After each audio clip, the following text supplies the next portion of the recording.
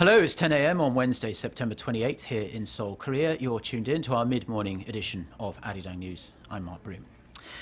Our top story this morning, the US government has revealed that it wants to deploy its powerful THAAD missile defense system to South Korea ASAP. The two allies had originally announced it would come here sometime in 2017.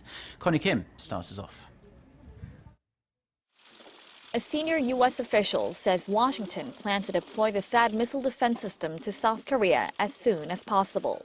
Speaking at a congressional hearing on Tuesday, U.S. Assistant Secretary of State for East Asia and Pacific Affairs Daniel Russell said it was crucial to upgrade defensive systems given the pace of North Korea's missile tests. Russell said he could not pinpoint the exact timing as Assistant Secretary of State, but stressed the South Korean government will be able to reveal the timetable once it's finalized. Seoul and Washington had planned to deploy THAAD to the south by next year, but some have suggested the deployment be sped up as North Korea seems ready to deploy nuclear weapons at any moment.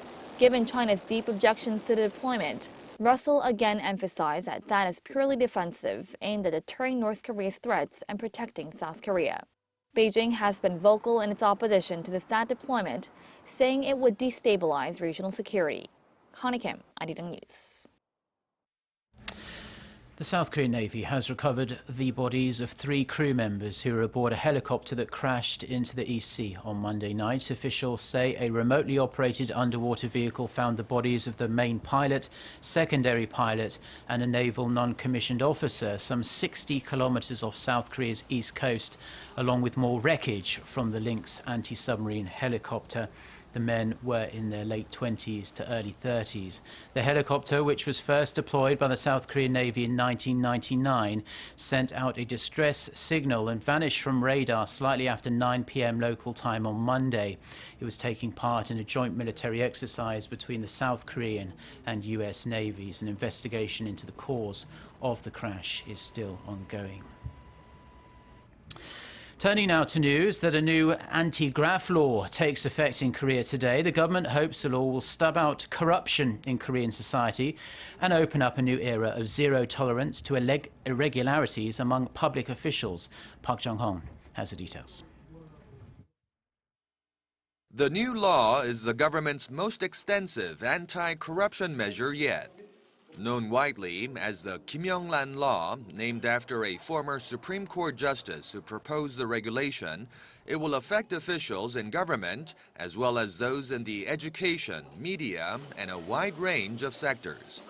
Under the law, at least 4 million people working in those fields are banned from accepting meals costing more than $27, gifts exceeding $45, and congratulatory or condolence money over $90.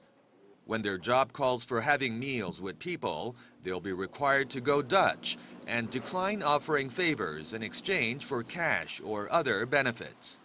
Those who receive money or gifts exceeding 1 million won, or roughly $910 at a time, and 3 million won, or slightly over $2,700 in a year, from anyone related to their work will be charged with violating the law.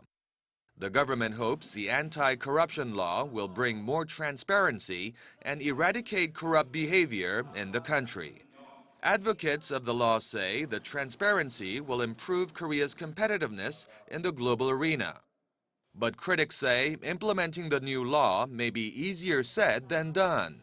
They claim the law will have an impact on domestic consumption, especially in the entertainment, food, and retail sectors. Park Jung-hong, ARIRANG News.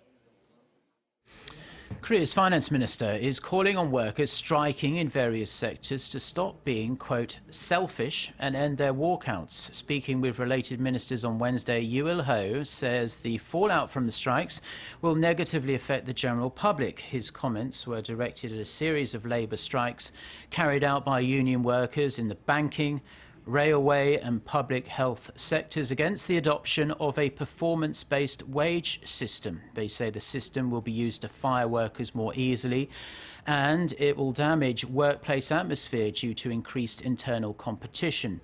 Minister Yoo said the system is aimed at boosting efficiency and rewarding work based on talent and performance rather than connections and seniority. For the strike at Hyundai Motor, the minister warned it may lead to employment instability, as well as the contraction of the local economy by taking a toll on production and exports. The automaker's unionised workers have held 21 strikes over the past 5 months, which Hyundai estimates cost it a loss in production of 117,000 cars, or roughly $2.4 billion. South Korea has maintained its 26th place ranking on the World Economic Forum's Global Competitiveness Index for the 3rd year in a row. The annual report, released on Tuesday, says South Korea has shown improvement in its macroeconomic environment, but this was offset by a decline in the nation's education and health sectors. South Korea reached its highest spot of 11th back in 2007. The World Economic Forum surveys 138 countries for its report. Switzerland kept the top spot, followed by Singapore, the United States and the Netherlands. The president of the World Bank, Jim Yong Kim, has unanimously been reappointed to a second 5-year term. In a statement released on Tuesday, the World Bank said Kim, who is a Korean American, was chosen by the bank's executive directors for a term that starts July 1st, 2017. Kim ran unopposed as the nomination period to lead up the multilateral development lender closed without any challenges coming forward. Kim has led the World Bank since April 2012. And those are the stories we are following at this hour. Our next newscast is coming up at noon Korea time. In the meantime, please stay tuned to ARIRANG TV. Goodbye.